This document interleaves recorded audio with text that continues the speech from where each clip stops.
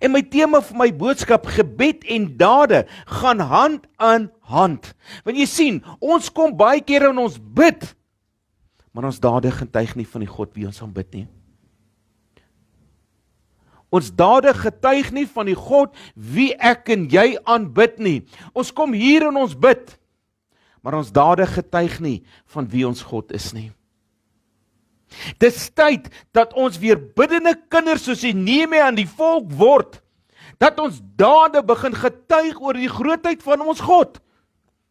Is jy skaam vir jou God?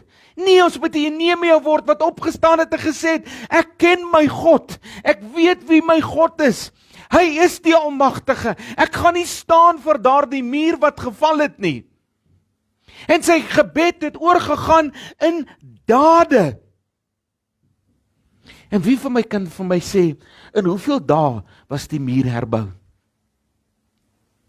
Ten spyte van al die aanvalle, ten spyte van alles wat op sy pad gekom het, en jy kan deur die boek van Nehemia lees, dit was nie maklik om die muur te herbou nie. Op 'n stadium het hulle met die swaard in die hand gestaan en die boutroffel in die ander hand.